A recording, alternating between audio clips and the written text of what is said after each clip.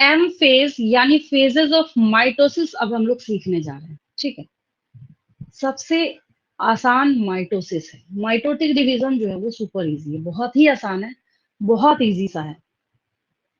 इसमें हर एक जो आपके पास फेज है ना, चाहे प्रोफेज की बात करें, चाहे मेटाफेज की बात करें, चाहे एनाफेज की बात करें, चाहे टेलोफेज की बात करें, हर एक का जो फीचर है दूसरे से कंप्लीटली डिस्टिंक्ट है। मतलब बिल्कुल अलग है, टोटली डिफरेंट है। ऐसा बिल्कुल भी नहीं है कि आपको देख के, पढ़ के, सुन के, समझ के आप बोले नहीं हम तो कंफ्यूज कर रहे हैं दोनों में। मैं आपको बार बार हर एक क्लास में बोलती हूँ कि जहां आपके पास कॉन्सेप्ट है वहां कंफ्यूजन की जगह ही नहीं हो सकती। ठीक है, तो माइटोसिस में जब इसके फेजेस हम लोग देखना स्टार्ट करते हैं तो आपके पास सबसे पहले प्रोफेज है।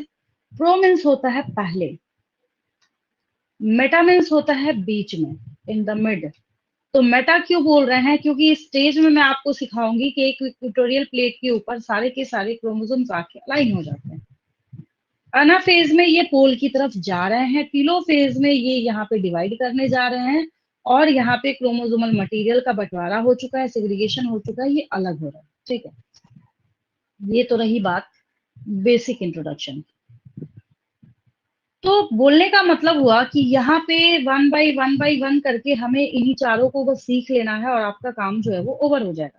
मतलब माइटोसिस डन हो जाएगा, बिल्कुल ओवर हो जाएगा, माइटोसिस में कहीं कोई दिक्कत आएगी ही नहीं। ठीक है, तो सवाल ये उठता है कि जरूर जब हमने यहाँ पे फेजेस डिवाइड कर रखे हैं तो कुछ ना कुछ डिफरेंस होगा सबके बीच में। एक चीज याद रखेंगे, सेल को डिवीजन करना है, सेल डिवीजन स्टार्ट करेगा, और डिवीजन स्टार्ट करने के बाद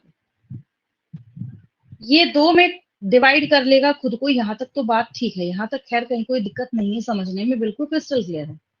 फिर सवाल एक और उठता है कि हमने इसको चार फेजेस में क्यों डिवाइड किया है। तो ऐसा नहीं कि किसी सेल का कोई पुनर्जन्म हो जाता है, प्रोफेज के बाद मेटाफेज में जाएंगे तो सेल बदल जाएगा। ठीक उसी तरीके से आपकी बॉडी है, जब आप, जब तक आप एलकेजी, यूकेजी, इन सब क्लासेस में पढ़ रहे थे तो बोला जाता था ये बच्चे किसके हैं, ये प्री प्राइमरी के हैं। फिर आप प्राइमरी में गए, फिर उसके बाद सेकेंडरी में, फिर हायर सेकेंडरी में। तो ऐसा तो नहीं है कि आपकी बॉडी चेंज हो गई, आप में तो कोई चेंज नहीं आया ना, आपके लाइफ के फेजेस को हमने डिवाइड करा। ठीक उसी तरीके से ऐसा नहीं है कि किसी के बीच में कोई बाउंड्री लाइन दिया गया है, नहीं। सच्चाई और फैक्ट ये है, इस एक सेल को खुद को दो सेल में डिवाइड कर लेना है। अब ये हमने बोला कि हमको यहाँ पे माइक्रोस्कोप के अंदर चार अलग अलग फेजेस दिख रहे हैं, तो हम क्या करेंगे, चारों को अलग अलग यहाँ पे डिस्क्राइब करेंगे, बस इतनी सी बात है। और अच्छी बात इसमें ये है कि सब के सब एक दूसरे से कंप्लीटली डिस्टिंक्ट है। कोई भी ऐसा नहीं है जो बच्चे बोले हमें समझ नहीं आ रहा तो हम कंफ्यूज हो गए, तो हम पजल हो गए, ऐसा कुछ भी नहीं है। ठीक है, ये बहुत ही आसान सा टॉपिक है, बच्चों ने बहुत हवा बना रखा है इसका। पहले इसका स्क्रीनशॉट लेंगे, उसके बाद मैं आगे चलती हूँ। इसके लिए आपको कॉपी में क्या करना है, सिर्फ लिखना है phases of mitosis. One is prophase, second is metaphase, third is anaphase and fourth is telophase. ठीक है।